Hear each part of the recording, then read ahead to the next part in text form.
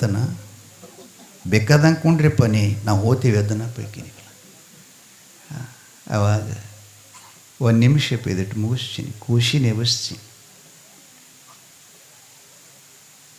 ಬಂದ ಮಾಡೋ ಮಶೀದ್ದನ ಧ್ಯಾನ ಹಿಡಿಯಾತನ ಗುರವಿನ ಕೂಣ ಮಾಡೋ ಮಶೀದ್ದನ ಧ್ಯಾನ ಹಿಡಿಯಾತನ ಗುರವಿನ ಕೂಣ ಭಕ್ತಿ ದಿಲ್ದಾವನ ಸ್ಮರಣೆ ಮಾಡಿದರ ಭಕ್ತಿ ದಿಲ್ದಾವನ ಸ್ಮರಣೆ ಮಾಡಿದರ ಅಮ್ಮೋಗಿ ನಿನ್ನ ಗೊಲಿತಾನ ಮಾಡೋ ಮಶೀದ್ದನ ಧ್ಯಾನ ಹಿಡಿಯಾತನ ಗುರವಿನ ಕೂಣ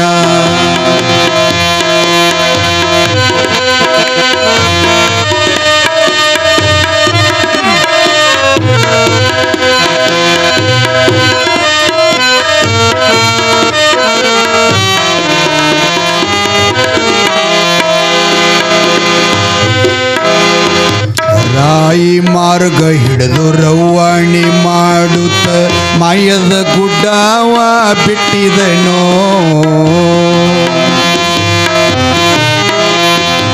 ಯೋಗಿ ಮಹಿಮ ಯಾರ್ಯರಿಗೆ ತಿಳಿಯಲಿಲ್ಲ ಸಾಧುನ ರೂಪವ ತೊಟ್ಟಿದನೋ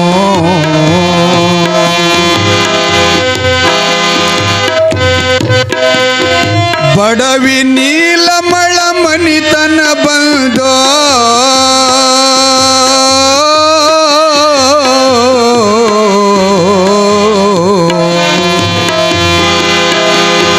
ಬಡವಿ ನೀಲಮಳ ಮನಿತನ ಬಂದು ಅಲ್ಲಿ ಭಿಕ್ಷಾ ಬಿಡುತ್ತ ಅಲ್ಲಿ ನಿಂತಿದನೋ ಮಾಡೋ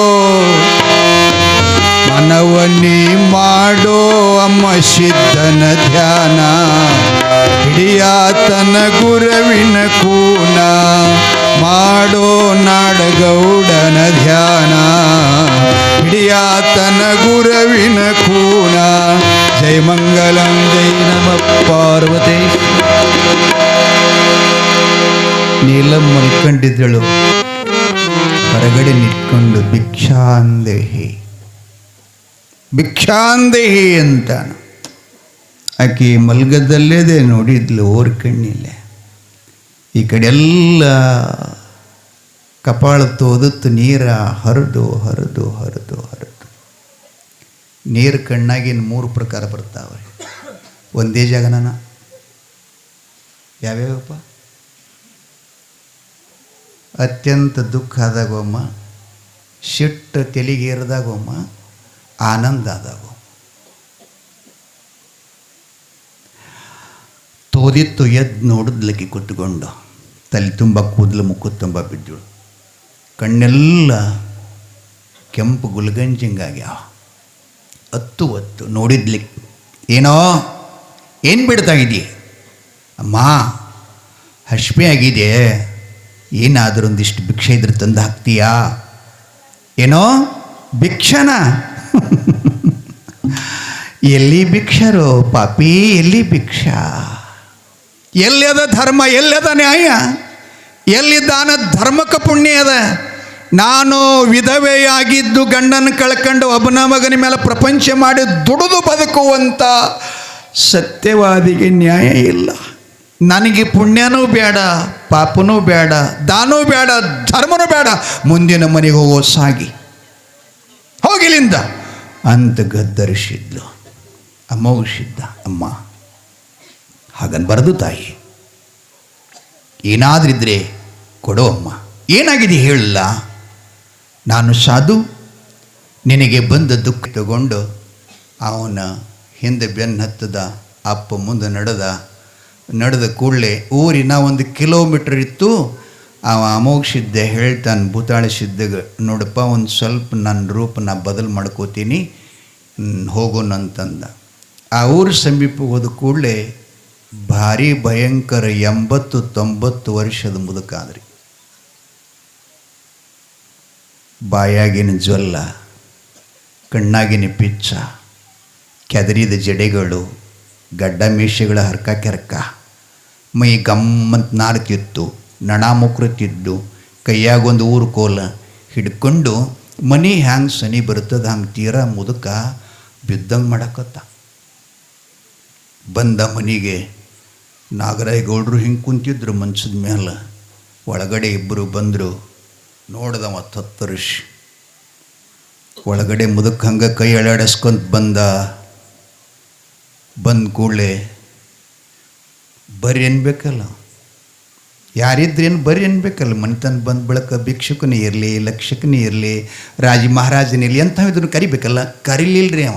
ಯಾಕೆ ನನ್ನ ಮನೆಗೆ ಬರಬೇಕಾದ್ರೆ ಊರಾಗೆ ಕೇಳೇ ಬರುತ್ತಾನ, ಇವ ಇಂಥ ಮುದುಕ ನನ್ನ ಮನೆಗೆ ಬಂದಲ್ಲ ಅಂಥೇಳಿ ತತ್ತರಿಸಿ ನೋಡ್ದ. ಯಾರು ನೀವು ಅಂದ. ಅಲ್ಲೇ ಕೂತ್ಕೊಂಡಿಲ್ಲ. ನಾವಿಲ್ಲೇ ಗುಡ್ಡದವ್ರು ಅದೀವಪ್ಪ ಅಂದೇವು.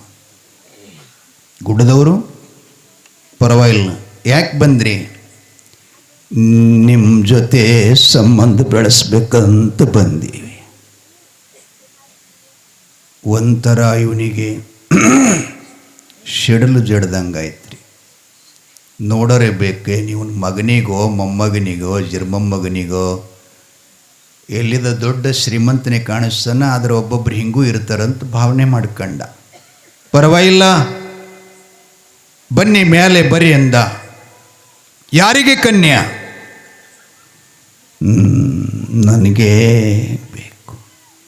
ಚಾಂಡಾಲ, ಬುದ್ಧಿ ಇದೆಯಾ? ಇದು ಯಾರ ಮನೆ ಗೊತ್ತಾ? ಏಳಹಟ್ಟಿಗೌಡ ನರುಟೆ ನಾಗರಾಯನ ಮನೆತನ.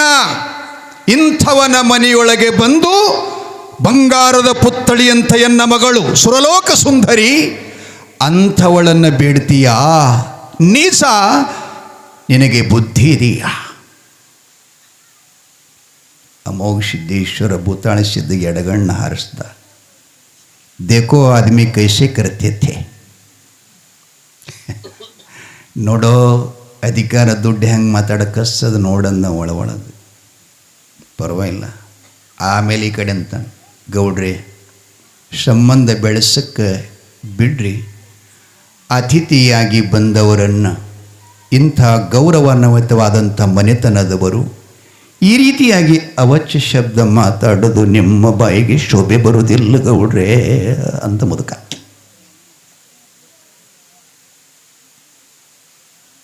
ನೂರು ಮಾತು ಕೊಚ್ಚಿಕೊಳ್ಳಕ್ಕೆ ಸಮಯ ಇಲ್ಲ.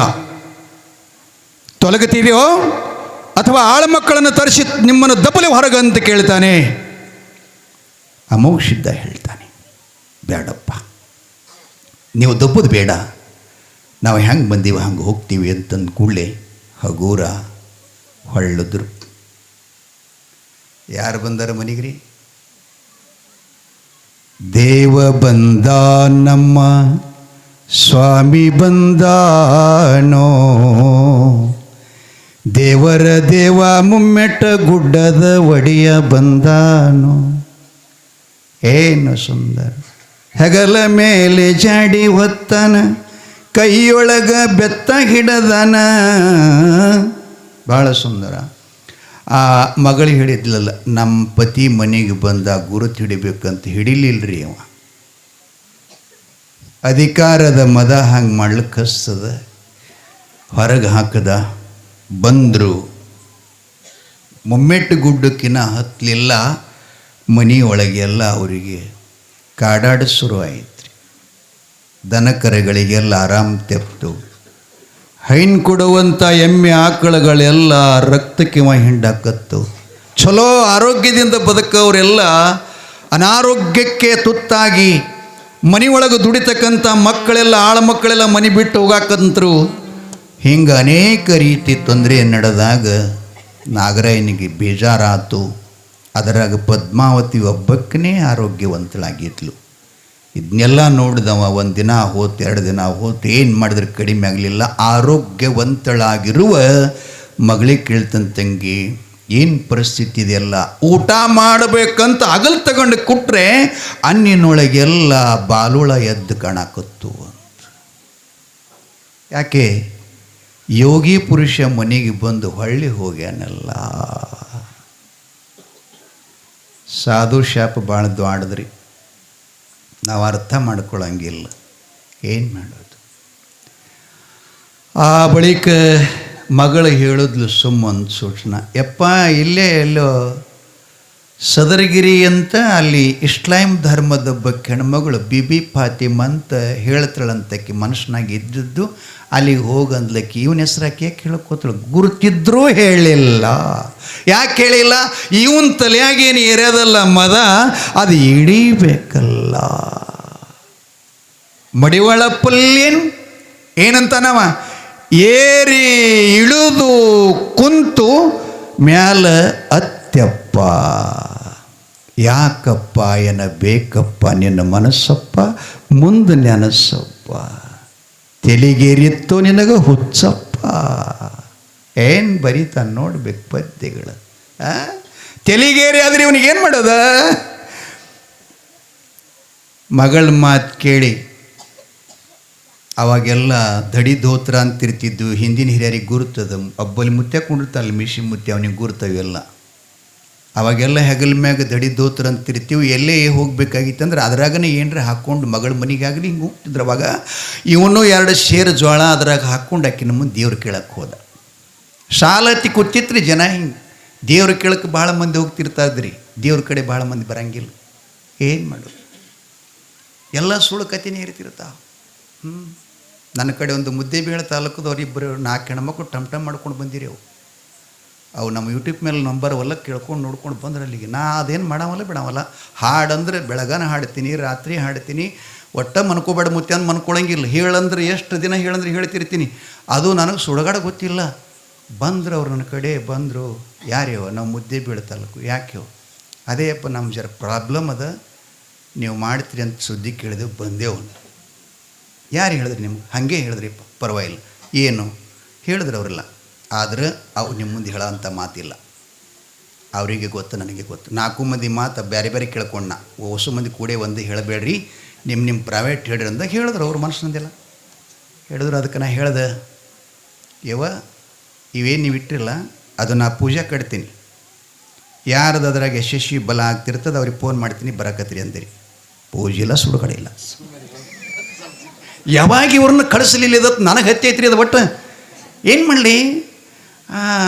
ಹೋಗ್ಬಿಟ್ರು. ನೋಡಪ್ಪ ಬೆಕ್ಕಾದ ಹೋಲಿ ಮುಟ್ಯ 50 ಹೋಲಿ ಲಕ್ಷ ಹೋದ್ರೂ ಪರವಾಗಿಲ್ಲ, ನನ್ನಂಗೆ ಆಗಬೇಕು ಅಥವಾ ಒಬ್ಬಕ್ಕೆ ಅಂದರು. ಸ್ವಾಮಿಗಳು ಬಂದರೆ ಚಿಲ್ಲಾರು ಮಾಡಿ ಇಡ್ತಾರೆ ರೇಖೆ ಹೆಣ್ಮಗಳು ಕೊಡಕ್ಕೆ 5 ಪೈಸೆ 10 ಪೈಸೆ ದಕ್ಷಿಣ ಕೊಡ್ಲಿಕ್ಕೆ. ನನಗೆ 50,000 ಕೊಡ್ತಾರೆ. ಅವ್ರೇನು ತಗೊಂಡ್ರಿ? ವಾಪಸ್ ಫೋನ್ ಮಾಡಲಿಲ್ಲ. ಫೋನ್ ಮಾಡಿದ ಬೆಳಗ್ಗೆ ಕೇಳಿದೆ, ಯವ್ವ ನಾ ಹೇಳಾವಲ್ಲ ಹಾಡಾವದೀನಿ ಅಂತೆ. ಹೊಳ್ಳಿ ಬರಲಿಲ್ಲ ನನ್ನ ಕಡೆ. ಯಾಕೆ ಕೇಳ್ತೀರಿ ದೇವ್ರ? ನೀವು ಚಲೋ ನಡ್ಕೊಂಡ್ರೆ ನೀವು ಅಂದಂಗೆ ಆಗ್ತದೆ. ಮಲ್ಲಮ್ಮಗೆ ಮನೆ ಮಂದಿ ಎಲ್ಲ ಕಾಡಿದ್ರು, ಅವ್ರಂಗೆ ಆಗಲಿಲ್ಲ, ಆಕಿನಂಗೆ ಆಯಿತಲ್ಲ ಮನೆ. ಏನು ಮಜಾ ಅದ ನೋಡ್ತೀರಿ ಜೀವನದೊಳಗೆ. ನೀವು ಚಲೋ ಆದ್ರಿ ಅಂದ್ರೆ ಮನೆ ಬೇಡ, ಇಡೀ ಊರ ನಿಮ್ಮ ಮಾತು ಕೇಳ್ತದೆ. ನೀವೇನು ಮಾಡಿಸ್ಕೊಂಡು ಮುಟ್ಟಿಸ್ಕೊಂಡು ಬರ್ತೀರಿ ಅಂತೀರಲ್ಲ, ಇದು ಥೋಡೆ ದಿನ ರೊಕ್ಕ ಆಗೋ ತನಕ ನೀವು ಹೇಳ್ದಂಗೆ ಆಗ್ತದೆ. ನಿಮ್ಮ ರೊಕ್ಕ ಮುಟ್ದಂದ್ರೆ ಮತ್ತೆ ಇದಕ್ಕಿದ್ದಂಗೆ ಸಿದ್ಧಲಿಂಗ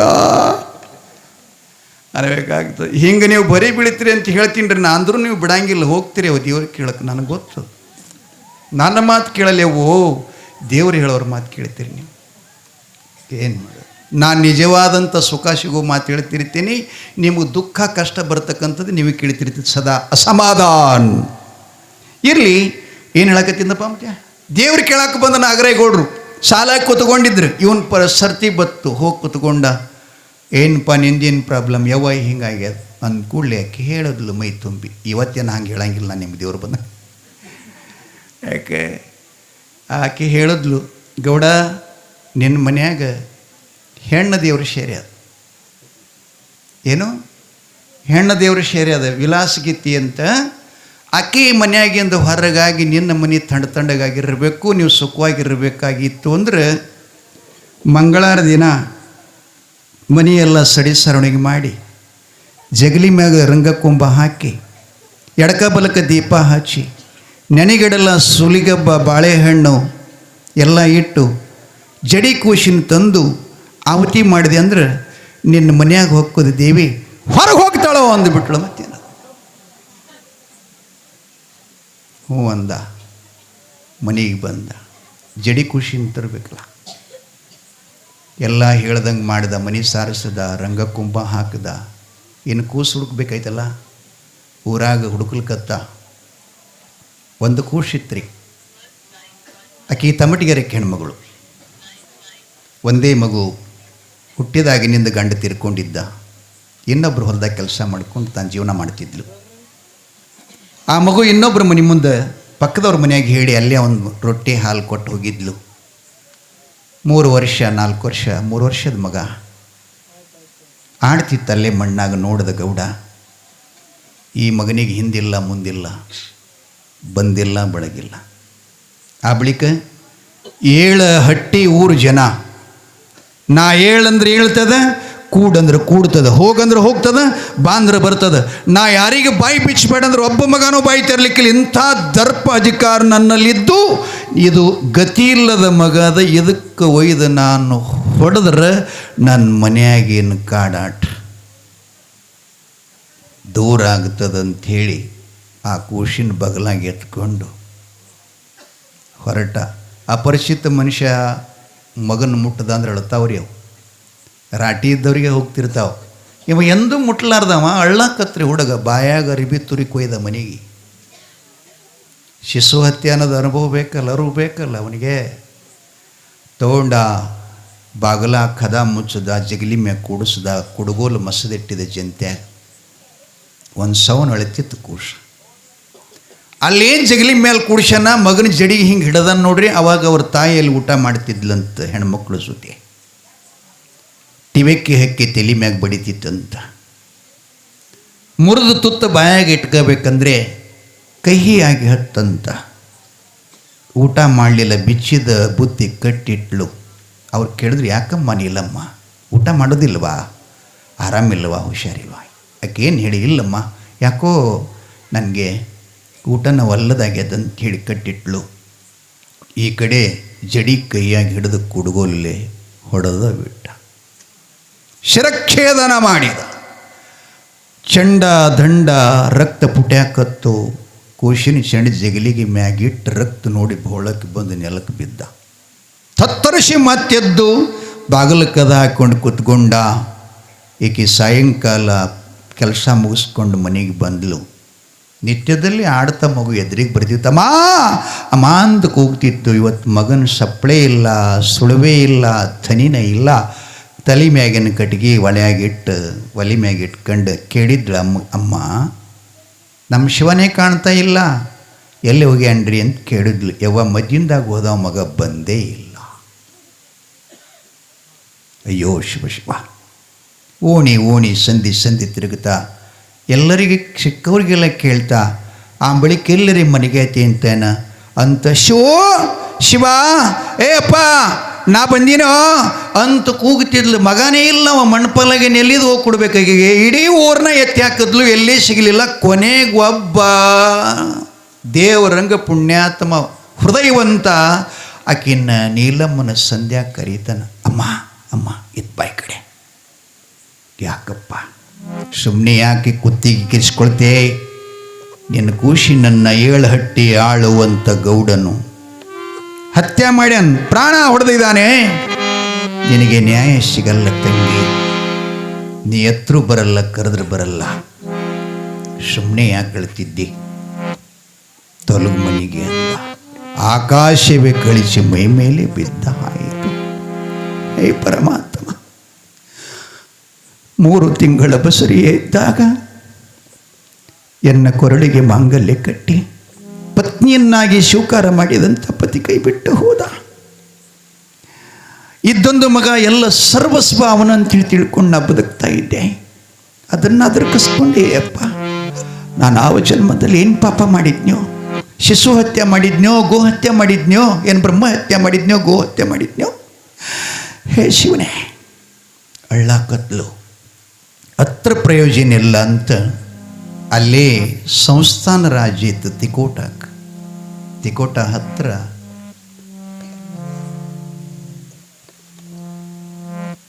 ಇನ್ನೊಂದೂರು ಬರ್ತದೆ ತೊರವಿ ಅಂತ. ತೊರವಿಯ ಸಂಸ್ಥಾನದ ಮಹಾರಾಜನ ಕಡೆ ಹೋಗಿ ಶಿಶು ಹತ್ಯೆ ಮಾಡಿದ ಕೇಸ್ ಪತ್ರ ಕೊಟ್ಟಳು. ಅವರು ಹಿಂದಿನ ಕಾಲದಲ್ಲಿ ಅವರಿಗೆ ಚಡಿದಾರ್ ಚೋಪದಾರ್ ಅಂತ ಕರಿತಿದ್ರು, ಪೊಲೀಸ್ ಹವಲ್ದಾರರಿಗೆ. ಅವರು ಬರುವ ಸುದ್ದಿ ಗೌಡನಿಗೆ ಗುರುತಾಯಿತು. ಮಗಳ ಪದ್ಮಾವತಿಗೆ ಅಂತ ನನ್ನ ತಂಗಿ ನೀ ತೋರಿಸಿದ ಮಾರ್ಗ ಪ್ರಕಾರ ನಾವು ಹೋದೆ, ದೇವ್ರಿಗೆ ಕೇಳಿದೆ, ಇದೆಲ್ಲ ಮಾಡಿದೆ, ನನಗೆ ಕೈಬೇಡಿ ಬಂದು ಏನೋ ಭಾಷೆ ಆಗ್ತದೆ, ಹೆಂಗವ್ವ ನಾ ಹೆಂಗೆ ಬದುಕಲಿ ಮಗಳೇ ಅಂತ ಮಗಳ ಪಾದ ಹಿಡಿದಳ್ಳಾಕತ್ತ. ಅವಾಗ ಪದ್ಮಾವತಿ ಸತ್ಯ ಹೇಳ್ತಾಳೆ, ಅಪ್ಪ ಬಂಗಾರದ ಮಂಚದ ಮೇಲೆ ಕುತ್ಕೊಂಡು ನನ್ನ ತೊಡೆ ಮೇಲೆ ಇಟ್ಕೊಂಡು ವಾತ್ಸಲ್ಯದಿಂದ ಕೈ ಆಡಿಸ್ಕೊಂಡು ಯಾವ ರಾಜ ದೇಸಾಯಿನ ಕೊಡಬೇಕಂತ ಕೇಳ್ತಿದ್ದೀಯಲ್ಲ, ಆಗಲೇ ನಿನಗೇನು ಹೇಳಿದ್ದೆ ನಾನು, ನನ್ನ ಪತಿದೇವ ನಿನ್ನ ಮನೆಗೆ ಬರ್ತಾನೆ ಅಪ್ಪಾಜಿ, ಅವನು ಗುರುತು ಹಿಡಿದು ಕೊಡಬೇಕು, ಅವ ಹುಟ್ಟವಲ್ಲ, ಸಾಯವಲ್ಲ, ಸುಡವಲ್ಲ, ಹಾರವಲ್ಲ, ಅಂಥ ಪುರುಷ ಮನೆಗೆ ಬರ್ತಾನೆ ಗುರುತು ಹಿಡಿಬೇಕಂದಾಗ ಅವನ ಮನೆಗೆ ಬಂದಾಗ ಮುಪ್ಪಾನ ಮುದುಕೆಂದು ಆಳ ಮಕ್ಕಳಚ್ಚಿ ಬಾಯಿಗೆ ಬಂದಂತೆ ಮಾತಾಡಿ ಹೊರಗದಬ್ಬಿದಿ. ಅವೊಂದೇ ಇಷ್ಟೆಲ್ಲ ನಿನಗೆ ಕಷ್ಟ, ಅವರಲ್ಲಿ ಶರಣ ಹೋಗು, ಶರಣ ಹೋದವನಿಗೆ ಮರಣಿಲ್ಲ ಅಂತ ಶಾಸ್ತ್ರ ಸಿದ್ಧಾಂತದ. ಅಮ್ಮ ಆತ ದೇವ ಎಲ್ಲಿರ್ತ ನನಗೇನು ಗುರ್ತು ತಾಯಿ. ಮಕಣಾಪುರದಿಂದ 3 ಹರ್ದರಿ ಮೇಲೆ ಮೂರೂರ ಸೀಮೆ ಕೂಡಿದಂಥ ಮುಮ್ಮೆಟ್ಟ ಗುಡ್ಡ ಅಂತ ಒಂದು ಗುಡ್ಡ ಇದೆ. ಗುಡ್ಡದ ಮೇಲೆ ಹಾಸು ಕಲ್ಲಿನ ಮೇಲೆ ಮುಳ್ಳಿನ ಆಸನ ಮಾಡಿಕೊಂಡು ಸದ್ಗುರು ಸೋಮಲಿಂಗನ ಧ್ಯಾನ ಮಾಡ್ತಾ ಇದ್ದಾರೆ. ಹೋಗಿ ಸಾಷ್ಟಾಂಗ ಹಾಕು, ಕ್ಷಮಾರ್ಪಣೆ ಕೇಳು. ಅವ ಒಲಿತನೋ ಒಲೆಂಗಿಲ್ಲ. ಬಸವಣ್ಣವ್ರು ಹೇಳೋದಿಲ್ಲೇನು, ಕೂಡಲ ಸಂಗಮ ದೇವ ಒಲಿವನೋ ಒಲಿಯನೋ. ಅಪ್ಪ ಅವ ಸತ್ಪುರುಷ, ಯೋಗಿ ಪುರುಷ, ಸಿದ್ಧ ಪುರುಷ, ಘನ ಪುರುಷ, ಅವರ ದರ್ಶನ ಲಾಭ ಅಂತಂದಾಗ ಮುಂದಿನ ಬಾಗಿಲು ಕದ ಹಾಕದ, ದೊಡ್ಡ ಬಾಗಿಲು ತಲಬಾಗಿಲು ಹಿಂದಿನ ದುಡ್ಡಿಲಿ ಓಡಿ ಹೋಗಿ ದೋಸ್ತರಾಶಿ ಅಡ್ಡ ಬಿದ್ದ. ಒಡಿಯರೇ, ಪೂಜ್ಯ ನಾಡಗೌಡ, ಅಪ್ಪ ಮಹಾರಾಯ, ಅಮೋಘ ಸಿದ್ಧ ದೇವರೇ, ನೀವು ಬಂದಾಗ ನಾನು ಸಂಪತ್ತಿನ ಮದ ಏರಿ ಕುಣಿತಾ ಇದ್ದೆ, ನಿಮ್ಮನ್ನು ಗುರುತಿಸಲಿಲ್ಲ, ನನ್ನ ಕ್ಷಮಾ ಮಾಡಿ, ನನಗೆ ಆಶೀರ್ವಾದ ಮಾಡಿ. ನನ್ನ ಕುತ್ತಿಗೆಗೆ ಬಂದ ಶೂಲ ಅದನ್ನು ಬಂಧನದಿಂದ ಬಿಡುಗಡೆ ಮಾಡಿ, ನಾನು ಯಾವತ್ತೂ ನಿಮ್ಮನ್ನು ಮರೆಯುವುದಿಲ್ಲ ಅಂಥೇಳಿ ನಮಸ್ಕಾರ ಮಾಡಿದಾಗ ಮೊನ್ನೆ ಹೇಳಿನಿಲ್ಲ, ನಿಮ್ಗೆ ಸತ್ಪುರುಷರಲ್ಲಿ ಅತ್ಯಂತ ಕರುಣೆ ಇರುತ್ತದೆ. ಕೃಪಾ ಬೀರಿದ, ಕರುಣೆ ತೋರಿದ ಆತಪ್ಪ ಏನಾಗ್ಯದ ಗೌಡ ಅಂತ ಕೇಳ್ತಾನೆ. ನಡೆದ ಘಟನೆ ಹೇಳ್ದ, ಚಿಂತೆ ಮಾಡಬೇಡ, ಈಕೋ ಈ ಭಂಡಾರ ತಗೋ, ಇದನ್ನು ಆ ಕೂಶಿನ ಮೇಲೆ ಹೋಗಿ ಆ ದಂಡು ಮತ್ತು ಚಂಡ ಬದಲಾಗ್ತದೆ, ಆ ಹೆಣ್ಮಗಳು ಮಾಡಿದ ಪಿರಾದಿ ದೂರ ಆಗ್ತದೆ, ನಿನಗೆ ನ್ಯಾಯ ಸಿಗುತ್ತದೆ, ನಿನಗೆ ಬೇಡಿ ಬರುವುದಿಲ್ಲ ಕೈಗೆ ಅಂತ ಹೇಳಿಬಿಟ್ಟ. ತಗೊಂಡು ಮನೆಗೆ ಬಂದ, ಹಿತ್ತಲ ಬಾಗಿಲು ತೆರೆದು ದೇವ್ರ ಕೋಣೆಯೊಳಗೆ ಬಿದ್ದಿರತಕ್ಕಂಥ ಕೂಶಿನ ಮೇಲೆ ಭಂಡಾರ ಹೋಗಿತಾನೆ. ಟಗರಿನ ಚಂಡದಂಡ ಆಯಿತು, ಮಗುನ ಚಂಡದಂಡ ಮಾಯ ಆಯಿತು. ಅಷ್ಟೊತ್ತಿನೊಳಗೆ ಪೊಲೀಸ್ ಗಾಡಿ ಬಂದೇ ಇತ್ತು. ಬಾಗಿಲಾಕರ ತೆರೆದ್ರು, ಒಳಗೆ ಬಂದು ನೋಡಿ ಪಂಚನಾಮ ಮಾಡ್ತಾರೆ, ಕೂಶಿನಿಲ್ಲ, ಟಗರು ಚೆಂಡು ದಂಡದ. ಹೊಳ್ಳಿ ನೀಲಂಗೆ ಬೈಯಾಕ್ಸು, ಏಯ್ ಪಾಪಿಷ್ಟಳೆ, ಮೂರ್ಖಳೆ, ಬುದ್ಧಿಗೇಡಿಗೆ, 7 ಹಟ್ಟಿಯನ್ನು ಆಳುವಂಥ ಗೌಡ ಇಂಥ ಏನು ಕೆಲಸ ಮಾಡ್ತಾನವ? ಅಂಥವನ ಮೇಲೆ ನಿನ್ನ ಮಗ ಎಲ್ಲಿ ಹುಲಿ ಕರಡಿ ತುತ್ತಾಗಿದೆಯೋ, ಬಾವ ಕೆರೆಗಳು ತುತ್ತಾಗಿದೆಯೋ, ಅದನ್ನು ಬಿಟ್ಟು ಗೌಡನ ಕೊಂದನಂತವನ ಮೇಲೆ ಪಿರಾದ ಮಾಡ್ತಿದ್ದೆ, ನಾಶಕ ಆಗಲ್ಲ ನಿನಗೆ ಅಂತೇಳಿ ಬೈದು ಕಳಿಸ್ತಾರೆ. ಆಗಲಂತೂ ಈಕೆಗೆ ದಿಕ್ಕಿಲ್ಲದಂಗಾಯಿತು. ಬೇಡಿ ಬಿಡುಗಡಾಯಿತು, ಬಂಧನ ದೂರ ಆಯಿತು. ಸಂತೋಷದಿಂದ ಇರುತ್ತಿದ್ದ ನೀಲಮ್ಮ ಬಂದು ಮನೆಯೊಳಗೆ ಅನ್ನ ನೀರವನ್ನು ತೊರೆದು ಬಿಚ್ಚಿದ ಕೂದಲ ಕಟ್ಲಾರ್ದನ ಹಾಸಿಗೆ ಹಿಡಿದ್ಲು. ಮಗ ಶಿವ, ನಿನ್ನ ಜೊತೆಯಲ್ಲಿ ನಾನು ಬರ್ತೇನೆಪ್ಪ, ನನ್ನ ಕರ್ಕೋ ಮಗ ಅಂತ ಕಣ್ಣೀರು ಹಾಸ್ಕೊಂಡು ಹೊರಗಿದ್ಲು. ಅಪ್ಪ ಅಮೋಘ ಸಿದ್ಧನಿಗೆ ಅರಿವಾಯಿತು. ಅಯ್ಯೋ ಪಾಪ ಬಡ ಪ್ರಾಣಿ, ಮಗನ ಕಳ್ಕೊಂಡು ದುಃಖ ಮಾಡ್ತಾ ಇದ್ದಾಳೆ, ಆಕೆನ ದೀಪ ನಾವು ಹಚ್ಚಬೇಕಂತ ಹೇಳಿ ಮುಮ್ಮೆಟ್ಟುಗೂಡದಿಂದ ಮಕಣಾಪುರಕ್ಕೆ ಬರುತ್ತಾನೆ. ಮಕಣಾಪುರಕ್ಕೆ ನಾನೊಂದು ಪದ ಹಾಡ್ತಾ ಇದ್ದೆ. ಸಮಯ ಭಾಳ ಕಡಿಮೆ ಇದ್ರಿ, ಇವತ್ತೇನು ಮಾಡಬೇಕು? ಕುಂಡಿರ್ತೀರಿ ಯಾವಾಗ ಹೊತ್ತು ಹೊಂಡ